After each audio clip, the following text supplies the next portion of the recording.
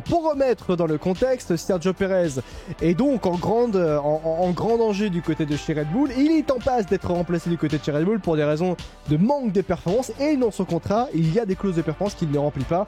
À titre d'exemple, il y a une clause justement au moment et à l'issue du Grand Prix de Belgique. Il ne doit pas être à plus de 100 points. Il en est actuellement à plus de 137 à 2 courses justement du Grand Prix de Belgique avant la trêve estivale. S'il n'est pas justement, il ne remplit pas ses clauses de performance justement Sergio Perez, et bien Red Bull pourra remplacer Sergio Perez à l'issue donc du dernier Grand Prix avant la trêve estivale, donc le Grand Prix de Belgique, c'est-à-dire dans 2 Grands Prix, justement dans 2 semaines, Sergio Perez pourrait ne plus être un pilote Red Bull.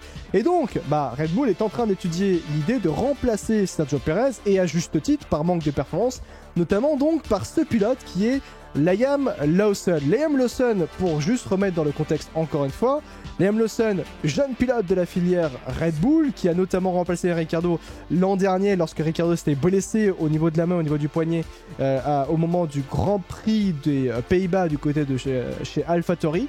Il avait fait un boulot exceptionnel, il avait même marqué des points avec une modeste AlphaTauri l'année dernière. Et contractuellement parlant, Liam Lawson est un pilote dont Red Bull est dans l'obligation de le mettre sur la grille l'année prochaine, donc en 2025.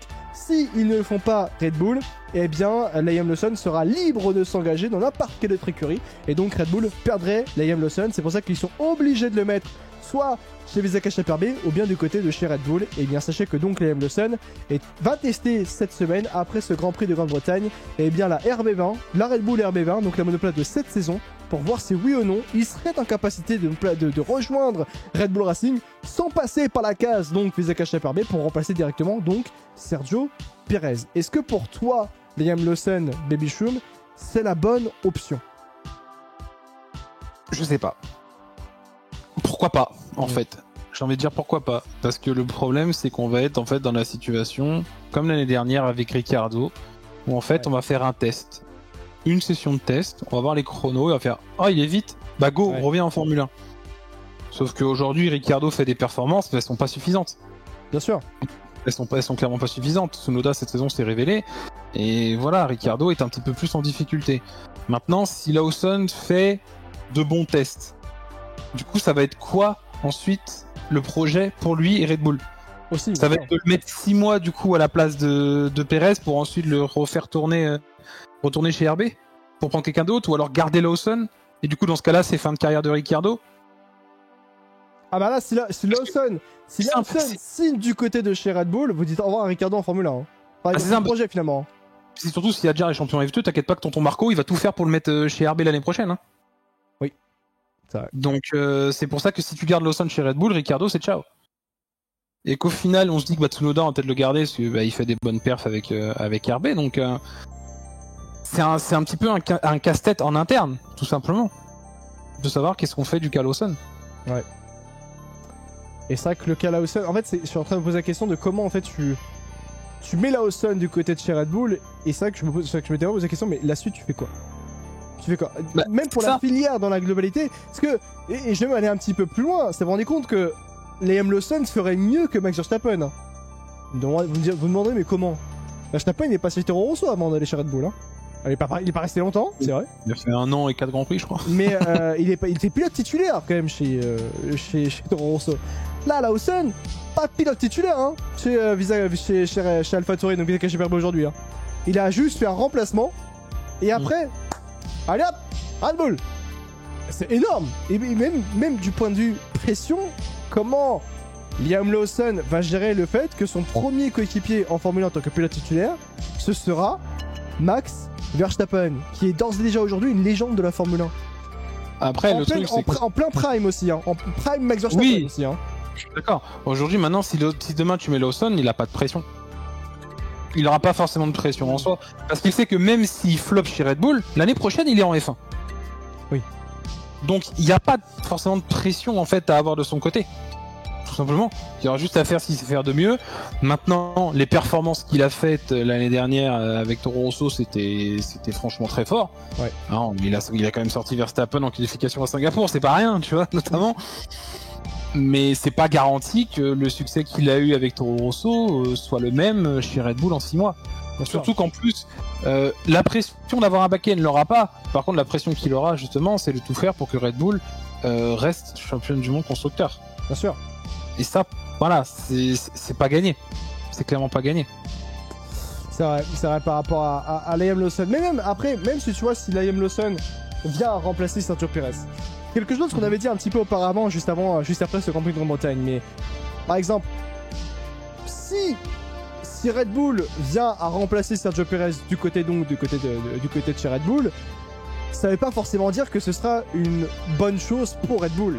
Mais ce que je veux dire par là, c'est que si par exemple Red Bull remplace Liam Lawson, remplace Sergio Perez par Liam Lawson, bah il y a des raisons de le faire. En fait, ce que je veux dire par là, donc du coup, c'est que il y a des raisons de dire au revoir à Sergio Perez, mais ça ne veut pas forcément dire que ce sera la bonne chose, que ce sera bien de le remplacer par Liam Lawson, que ce serait bien de le remplacer par Daniel Ricciardo, même peut-être par Carlos Sainz, mais ce sera une bonne chose parce qu'il y a réellement des raisons de le faire. Le fait est que Sergio Perez ne performe pas avec Red Bull, ne peut plus performer avec Red Bull, n'arrive pas à performer avec Red Bull et n'arrive plus à trouver les bonnes choses pour performer avec Red Bull. Encore une fois, je rappelle l'an dernier, mais il avait la meilleure voiture de l'histoire de la Formule 1 et il était à des années-lumière de Max Verstappen, notamment en qualification. On a même des résultats en course, mais en qualification. Cette saison, il a encore une fois des années-lumière. Il marque que 15 petits points en l'espace de 6 courses quand Verstappen remporte des grands prix. Donc, oui, Red Bull ne fera peut-être pas le meilleur choix, parce qu'on peut pas savoir si c'est un bon choix, oui ou non, à l'avance, de remplacer Perez par Lawson ou Ricciardo, ou même Tsunoda, ou même également justement Carlos Sainz, mais quoi qu'il en soit, ce sera une bonne décision de dire au revoir à Sergio Perez. Parce que ça, Perez du côté de chez Red Bull, c'est plus possible de l'avoir, parce qu'il n'a plus le niveau pour être dans une écurie championne du monde en titre, alors que son coéquipier, Max Verstappen, remporte régulièrement des grands prix ou se bat régulièrement pour des podiums. Est-ce que tu vois ce que je veux dire? Est-ce que tu es d'accord avec ça, Baby Sean? Ah oui, j'ai rien à rajouter, je suis d'accord. Non, mais c'est simple, hein, des fois. Ah, mais oui, bah, des fois la Formule 1 c'est simple. Le sport de haut niveau c'est simple, aussi oui. également. Et même d'ailleurs, on parlait justement de la Lawson, mais ce pilote-là, Daniel Ricciardo, parce qu'il est bon de rappeler que lui, Daniel Ricciardo était censé être le prophète qui revient en son pays, on va dire ça ainsi, mais il était censé être celui qui allait retourner du côté de chez Red Bull pour remplacer Sergio Perez. Bref, c'était même un storytelling qui était écrit presque du côté de chez Red Bull. Puis finalement, bah, les performances du côté de chez Vizeka HPRB ne sont clairement pas au rendez-vous, et c'est ce qui va lui coûter, à mon sens, le retour du côté de chez Red Bull. C'est un timing bizarre, parce que justement, le projet, c'était tu reviens chez RB pendant 1 an, et en 2025, on te met à la place de Perez. Sauf qu'au final, bah, il se prend quasiment 2 fois plus de points par Tsunoda. Même si ça va mieux depuis quelques Grands Prix, et c'est vrai, je suis d'accord. Mais bon. Ça va, oui, ça peut aller mieux, si tu veux, il n'y a pas de souci. Il marque un poil de plus de points que Yuki, certes. Mais tu te dis que si le remplacement vient maintenant, est-ce que Daniel ferait partie des prétendants favoris en fait à son placement? Tu te diras indirectement oui, parce qu'il est déjà passé par la maison. Mais est-ce qu'il n'aurait pas à retour le syndrome McLaren, encore une fois, de se dire d'être encore avec Verstappen et au final de déchanter complet avec une voiture rapide et capable d'aller chercher des podiums et des victoires? On sait pas. En fait, c'est ça. Alors peut-être qu'on attend de voir. Peut-être que ce sera lui l'heureux élu et qu'on mettra du coup encore une fois Lawson pendant 6 mois chez RB et puis pour l'année prochaine, on verra. Bien sûr. Ce que ça va donner. Ça se trouve que le plan de 2025 de Matt Ricciardo chez Red Bull arrivera peut-être plus tôt que prévu. Bien sûr. Maintenant, ce sera la dernière chance de sa carrière. Là, il n'aura plus d'autres jokers. Ouais. On rappelle quand même que tu peux avoir jusqu'à 4 pilotes par écurie dans la saison.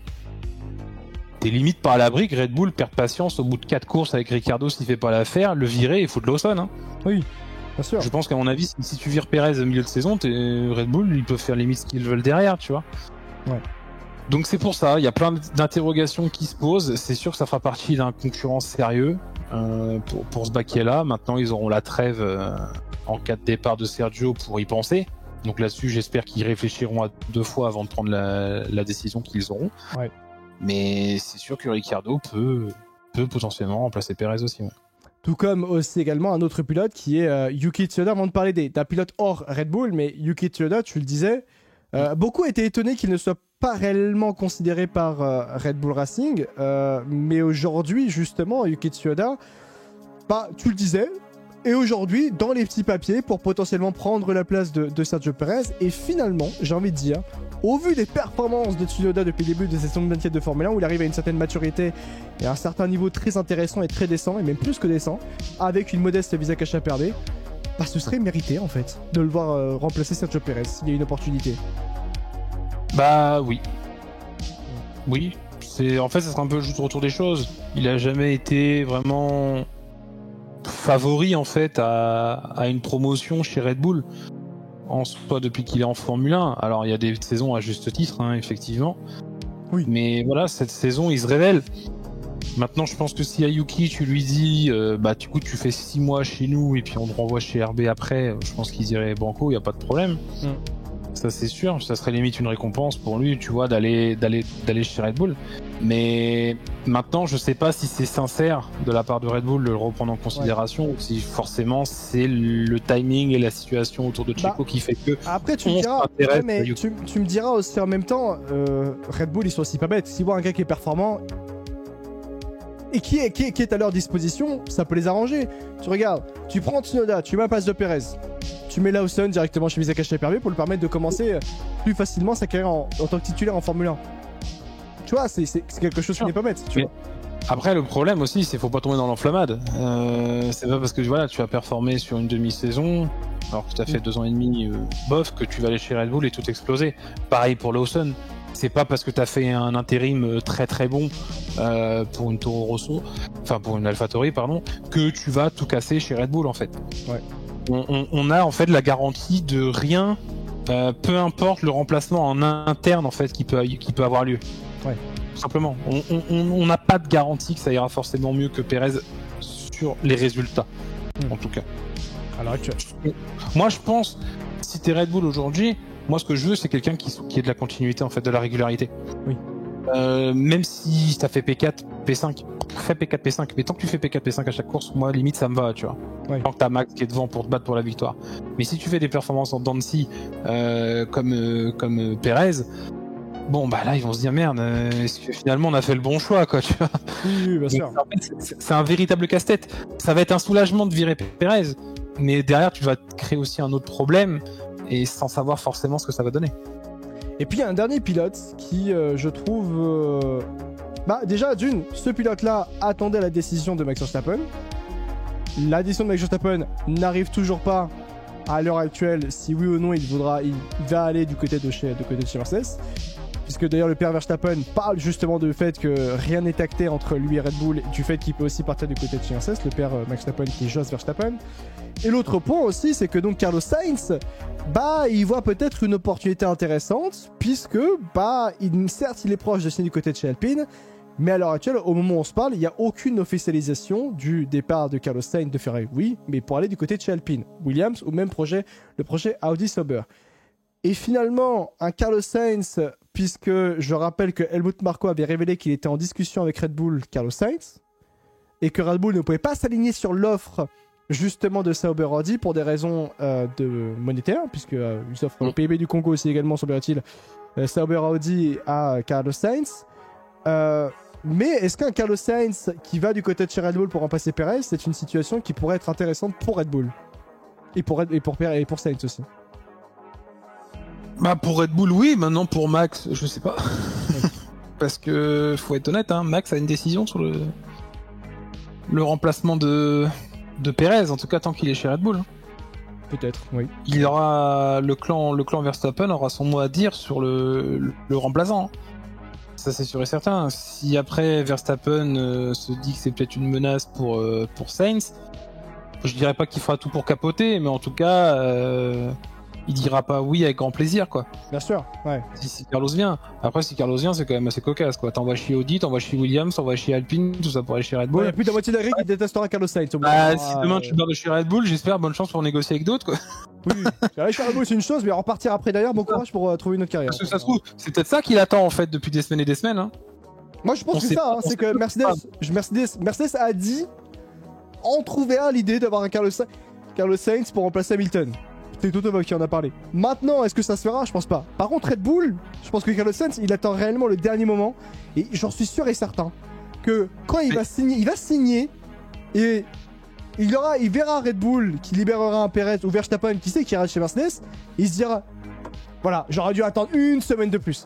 Un truc comme ça. Ouais, mais après, le problème, c'est qu'imaginons, tu laisses Max, tu fais remplacer, Sainz, coup arrive l'année prochaine, on ne sait pas quoi qu'est-ce, mais que Verstappen est encore chez Red Bull. T'as pas peur que ça foute encore plus la merde dans l'écurie quand même?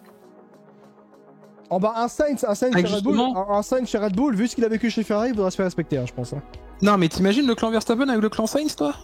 Ouais, c'est Dans la même écurie? C'est les Avengers, hein, c'est... Non mais déjà que t'as des tensions en interne, déjà que t'as eu le cas en début de saison avec Horner, dont on n'entend plus parler d'ailleurs. Mais voilà, ce scandale avec Horner. Si en plus tu rajoutes à ça le clan Sainz versus le clan Verstappen, oh là là, mais je pense que le motorhome il finit en feu pour une bonne raison. Hein. Ça Là, tu crames tout. Hein. Donc ça risque aussi d'être un petit peu tendu. Ouais. Mais c'est vraiment la garde des papas. Mais c'est ça va être tendu et c'est pour ça que finalement, si on regarde tous les candidats, pour toi, qui est le meilleur candidat pour remplacer Sergio Perez? Qui arrangerait tout le monde, j'ai envie de dire? Lawson. Pareil. Pour moi, c'est pareil, Lawson. Lawson, parce que en vrai, Dune, c'est un rookie et je trouve que moi, j'ai été impressionné par ce qu'il a fourni l'an dernier en remplacement de justement Ricciardo. Je m'attendais en rien à Stan Lawson. Pourquoi? Parce que je n'avais pas trouvé qu'il avait été extrêmement impressionnant en formule de promotion.